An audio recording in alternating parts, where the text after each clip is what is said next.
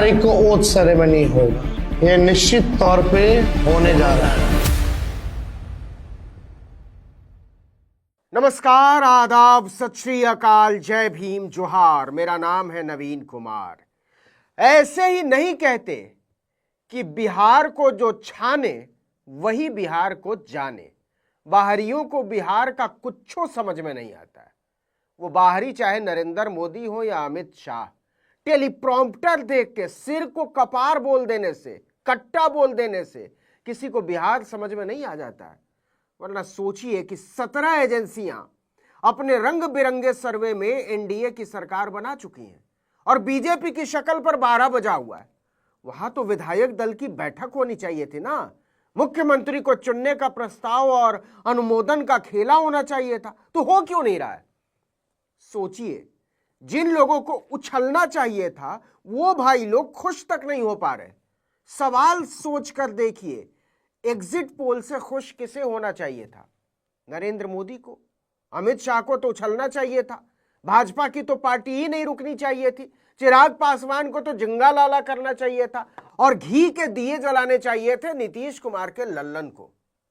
तो आपने किसी के चेहरे पर किराए पर मिली ऐसी बम्पर जीत की रौनक देखी क्या? नहीं, बताइए, देखी क्या? नहीं देखी तो हम दिखा देते हैं। इस एग्जिट पोल के बाद सबसे ज्यादा खुश पूरे बिहार में कौन है?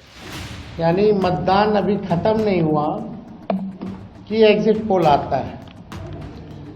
देखिए, हम ना सर्वे में खुशफहमी में रहते हैं ना गलत फहमी में रहते हैं।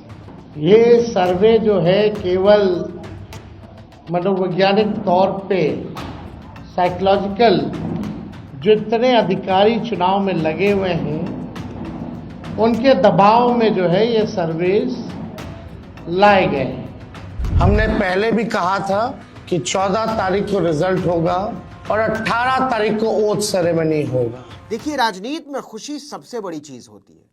होती तो जिंदगी में भी है, लेकिन राजनीति में कुछ ज्यादा होती है। इसी साल का दिल्ली चुनाव याद कर लीजिए। आम आदमी पार्टी 10 साल की सत्ता के बाद बाहर हो गई। आया कौन? भाजपा। लेकिन कांग्रेस खुश कि हमने आम आदमी पार्टी को बाहर कर दिया। हमारी ताकत का कमाल है। सियासत में ताकतें क्या क्या कमाल करती हैं, इसका अंदाजा लगाना आसान नहीं होता।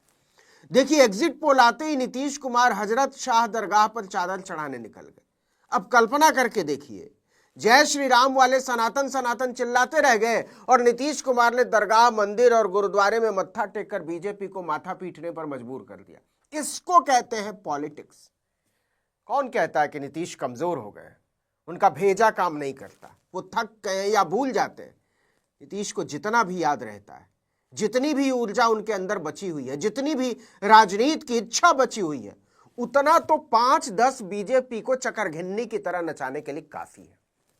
लिख कर रख लीजिए, असली नतीजे वाले दिन चैनलों पर बैठकर जीत पुराण बांच रहे नचइये गवैये बजइये भांगड़ा करते मिलेंगे।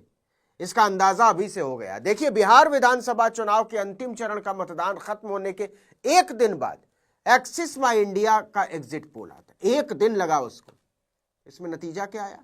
एनडीए को 43% वोट, महागठबंधन को 41%, प्रशांत किशोर की जन स्वराज को 4% और अन्य को 12%। इससे पहले चुनाव खत्म होते ही 17 एजेंसियों के सर्वे आए थे। पोल डायरी वाले भाई ने तो एनडीए को 209 तक पहुंचा दिया, अकेले बीजेपी को 95 पर। वहीं पूरे महागठबंधन को 50 से नीचे समेट दिया। हम इस आंकड़े में नहीं जाते कि किसने कितनी सीटें दी हैं, लेकिन अगर सबका औसत भी निकाल लिया जाए, जिसे पोल ऑफ पोल्स कहा जाता है, हमने पहले भी बताया था, तो 243 सीटों की बिहार विधानसभा में एनडीए को 154 सीटें मिलने का अनुमान है। वहीं महागठबंधन को 83 सीटों पर सिमटता बताया जा रहा है, जबकि अन्य के खाते में 5 सीटें जा सकती हैं। सवाल फिर से वही है, बीजेपी खुश क्यों नहीं हो पा रही है? चिराग ताली क्यों नहीं पीट रहे? जीतन राम मांझी और उपेंद्र कुशवाहा मंत्रिमंडल की कुर्सी क्यों नहीं तय कर रहे हैं? और खुश कौन है? जिसको सबने कहा कि पिट गए, आरजेडी वाले, कांग्रेस वाले, भाकपा वाले, वीआईपी वाले, सीपीआई वाले, सीपीएम वाले। देखिए, एक्सिस माई इंडिया के सर्वे की माने तो बिहार के मुस्लिम और यादव वोटरों ने एक मुश्त महागठबंधन के पक्ष में वोट किया है। 90% यादवों और 79% मुसलमानों के वोट महागठबंधन को मिलने की संभावना जताई गई है। मतलब माई समीकरण की वापसी। हमने बार बार अपने वीडियो में कहा था कि माई समीकरण को दरकिनार कर रहा है एनडीए और इस पर उसे लेने के देने पड़ सकते हैं। लेकिन एक और आंकड़ा जो एक्सिस माई इंडिया ने दिया उस पर ज्यादा गौर करने की जरूरत है। उसका कहना है कि एनडीए के पक्ष में 49% दलितों ने, 58% अति पिछड़ों ने और 63% ओबीसी के वोट मिलने का अनुमान है। गौर कीजिए, उसने एनडीए की बात की है, बीजेपी की नहीं। यहीं पर खेल है, क्योंकि जो वोट जेडीयू को मिला है वो एनडीए का गिना गया है और अति पिछड़ा हो या महादलित या गैर यादव ओबीसी, वो नीतीश कुमार का कोर वोटर माना जाता है।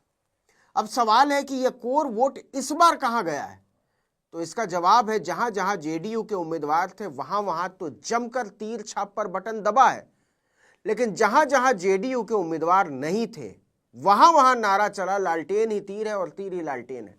मतलब नीतीश को ठिकाने लगाने के चक्कर में बीजेपी ने उड़ता तीर ले लिया, उसे लेने के देने पड़ गए और ऐसे लेने के देने पड़े हैं कि एग्जिट पोल वालों के सामने मुसीबत खड़ी हो गई। ये हवा में नहीं है कि नीतीश गुरुद्वारे, मंदिर और दरगाह पर फूल छींट आए और तेजस्वी ने तो सीधा ही कह दिया अब की बार लालटेन छाप सरकार।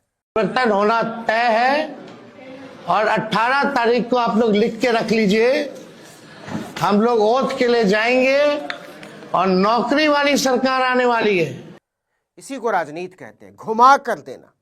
नीतीश प्रसन्न है, तेजस्वी प्रसन्न है और दोनों के बारे में अलग अलग प्रकार से घोषणा हो चुकी है कि वो किनारे लग चुके हैं।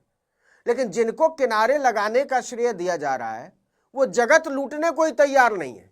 कह रहे नहीं नहीं नहीं नहीं, हम रिजल्ट का इंतजार करेंगे। न लड्डू बांट रहे, न पेड़ा बांट रहे, न पटाखा फोड़ रहे, न हंगामा मचा रहे। आखिर क्या वजह है कि पटना के बीजेपी दफ्तर में टीवी पर मचे जीत के शोर के बावजूद सन्नाटा पसरा हुआ है और आरजेडी के दफ्तर में रवानी आई हुई है? क्या आप इसकी राजनीति समझ रहे हैं? देखिए, अब सारा दारोमदार चुनाव आयोग पर टिका हुआ है। उसकी तमाम तरह की होशियारियां पकड़े जाने के बाद गंगा किनारे वो नंगा हो गया है। सबको पता चल गया है कि चुनाव आयोग बीजेपी पर फिदा रहता है और बीजेपी चुनाव आयोग पर गदगद। लेकिन लगता है बिहार की जनता ने वो गद्दा ही खींच लिया है जिस पर दोनों मिलकर कूद रहे थे। चलते चलते एक बात और बताते चले। जानते हैं 14 तारीख का सबसे कम इंतजार किसको है? नरेंद्र मोदी को और अमित शाह को।